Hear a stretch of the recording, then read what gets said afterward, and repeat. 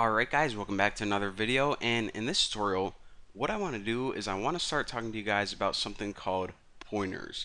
Now a pointer is a kind of confusing concept whenever you start to learn it, but it's something in C that you need to learn if you want to learn how to build really powerful and really awesome applications.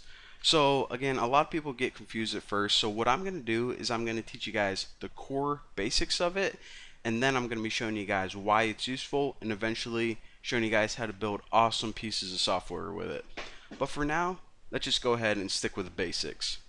So the first thing that we need to do is go ahead and create any old variable, make it an int variable, and set it equal to anything you want. I'm going to call my tuna, going to set it equal to 19. So the first thing I'm going to display is I want to show you guys how and where your computer actually stores this variable in its memory. So use printf, and in order to print out a memory address on your computer, it's not exactly a number, so we can't use %d. It's not exactly a string, so we can't use %s. It actually needs a special symbol to let it know, okay, I'm going to be printing out a memory address, and that is %p. And as you guys are going to see later on, that stands for pointer. Now, of course, if we just try to print out tuna, it's going to try to print 19, which isn't the case. We want to see where in our computer's memory this is printed out. So in order to do that, we need to use a special symbol called an ampersand right there. You guys know what it's called. I don't know why I said that. But basically, ampersand and then the name of the variable says print out the memory address of where this tuna variable is on your computer. So let's do that right now. So this tuna variable is stored somewhere in our computer in memory 0028FF1C. Okay, that's I don't know, kind of interesting, Bucky. I mean, computers obviously store variables a little bit different than we think they do, and the reason for this is because if we just try to use that memory address instead of this variable name, I mean, it's kind of hard to work with, it's kind of hard to remember and understand. So what C allows us to do is use this name instead. Okay, cool, but who cares? You know, who cares what happens behind the scenes in our memory? Not important, kind of interesting, but who cares? Let's skip pointers for now. Well, just a second. There are some instances where you need to actually work with the memory address of your computer, and in about 3 tutorials you guys are going to see exactly why, but for now let me display a couple things to you. So what we can do is I'm going to be building a little program in this tutorial that basically shows you guys the address, the name, and the value of a few variables including pointers.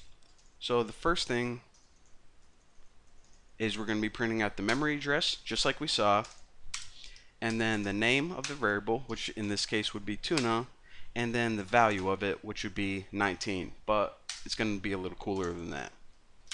So of course, well, I guess we can let's just keep that line simple. We'll keep this program really easy to understand. So in this print statement down here, we'll do it first for this tuna variable. So of course the first thing we want to print out is %p,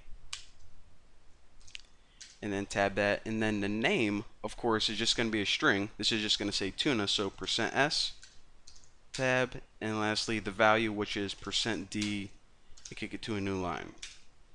So we'll print out tuna, the address of tuna, which is going to be 00 whatever, tomato tomato, then the name, which is tuna, and then the value. And of course, just like before, whenever we want to print out the value of a variable, just use this name on %d, run it, and check it out. So now we can visualize this a little bit better.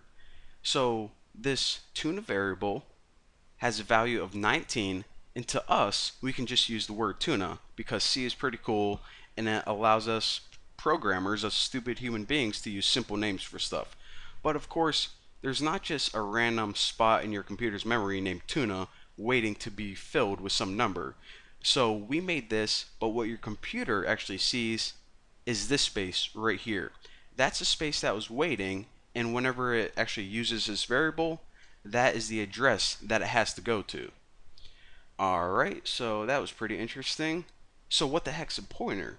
Well, we know that this right here is a memory address, and what a pointer is a special type of variable that can hold this address. Because look at it, 0028FF1C.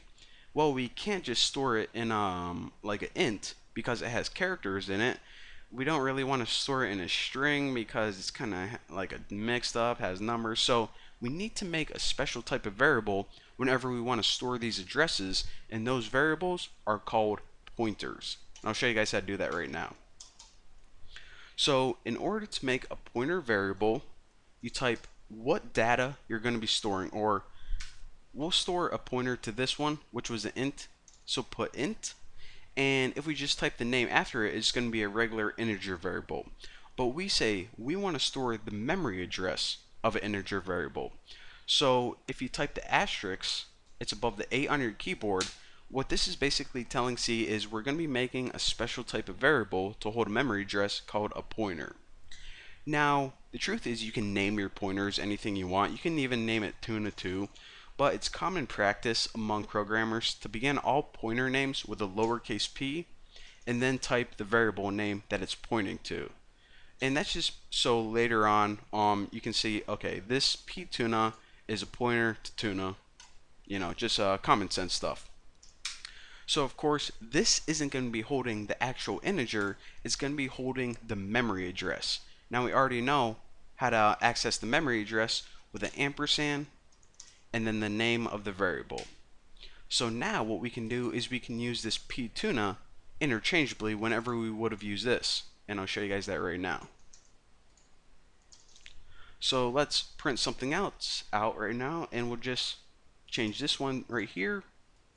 I guess I'll type it out. ptuna.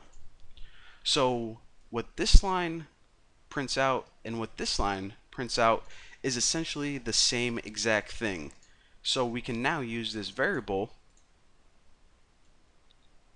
ptuna instead of accessing the memory of this directly.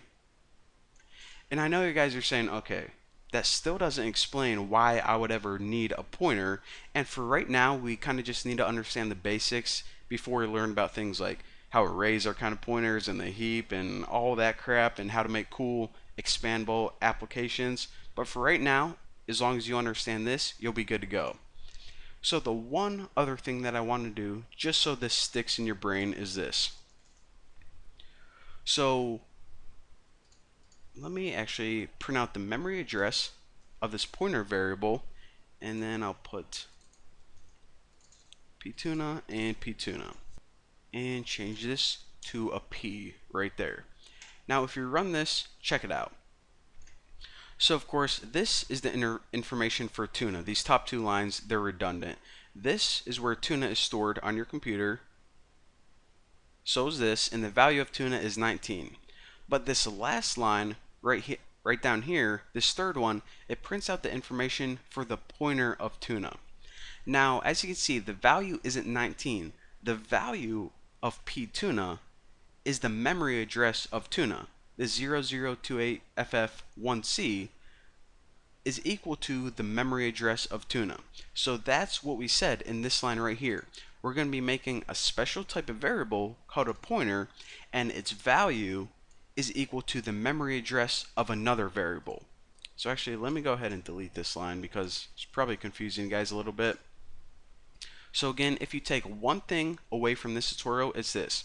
You can make a special type of variable called a pointer, and its value is something weird. It's not a number, it's not a character, it's the memory address of another variable, in this case tuna. So in order to get the value of it, it says, okay, go to tuna, find out what its memory address is, and store it in this new pointer variable. And of course, since this is a new variable, it has its own memory address somewhere on your computer. So the last thing I want to point out is that I know you guys don't understand why the heck we would even need these pointers yet, because right now we're just learning what they are. But in the next tutorial, I want to teach you one more concept, and then after that we're actually going to be using them in an application, and you guys are going to see why they are incredibly cool. But for now, thank you guys for watching. Don't forget to subscribe, and I'll see you next time.